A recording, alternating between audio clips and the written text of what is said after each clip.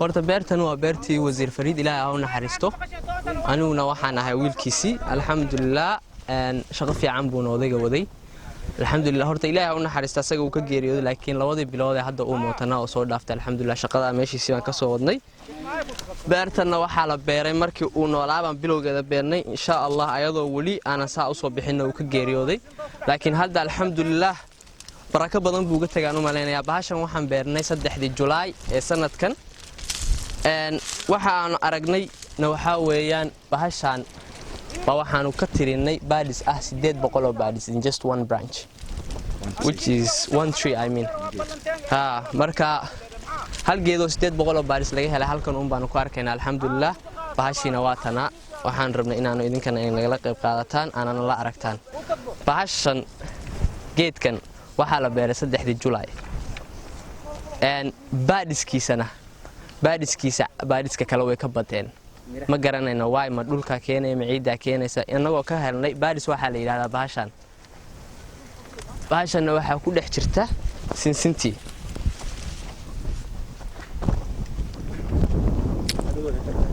waa taas sinsintii baadiska sinsintii baa ku jirta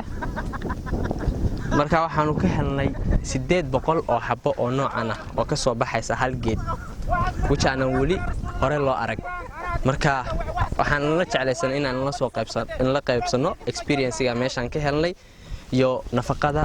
ay leedahay ciideena hooyo maalintan meeshan imaanayna goobweyn waxaana lagu lahaa waad isku daalinaysaan goobweyn sinsinka ma bixi karto laakiin hadda waan aamin laanahay hal geed baan 800 oo baadis oo sinsin ka helayna waana goobweyn meesho aad baan u mahadsantiin waxaan jecel lahaa inaan nagala qayb qaadataan wax kasto faa'iido aan soo kordhinay iyo opportunity-ga nooga banaan wadankeena waadna mahadsantiin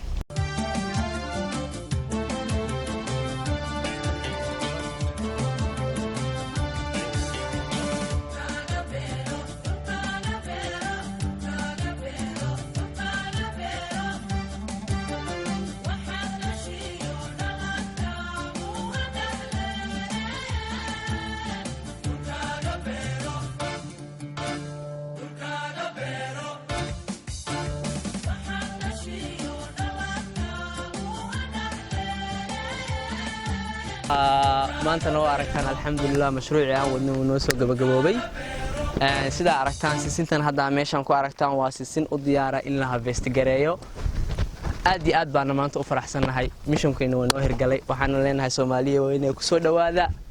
barwaaqada wadanka iyo missionkii ugu horeeyay noo hirgalay insha Allah we moving forward to the next mission insha Allah kan uu noo dhamaaday after a week na harvestingkii baan bilaabi doonaa insha Allah hadaa rabtaan aniga inay bilaaway hadda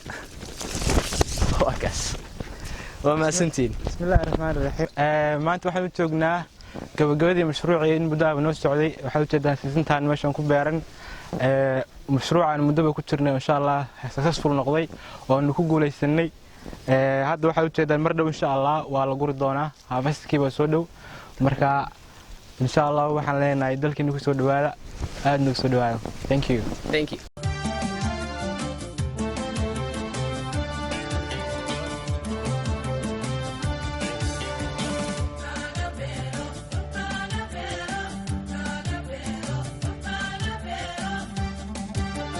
My name is James Bogwangomi. I'm from Kenya.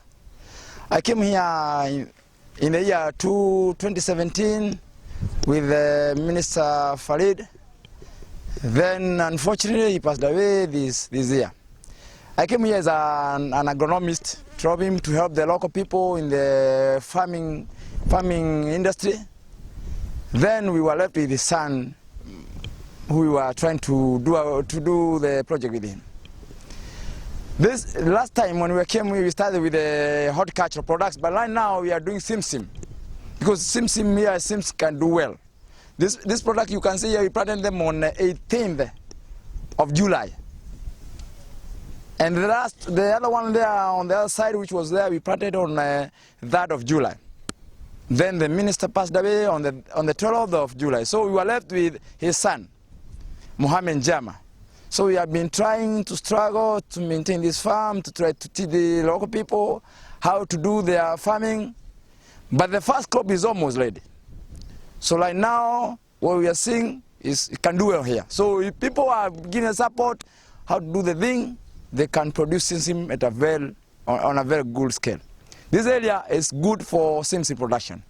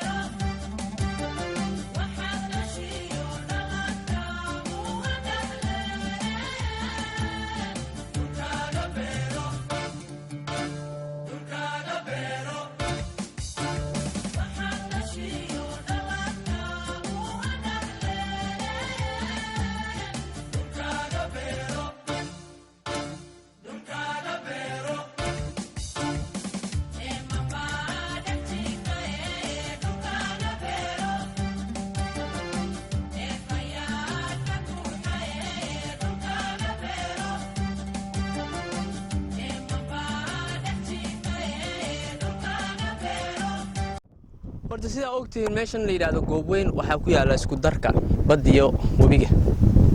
marka waxaa jirta waqti ay biyaha badda soo gaaraan webiguna uu yaraan waqtigaas oo ku aadan bisha koobaad ilaa bisha saddexaad 3 bilood ah marka halkan Allah u naxariista aaba Allah yarxamo waxaan u sameeynaa ahayd inaan noqoto meel biyaha aan ku kaydino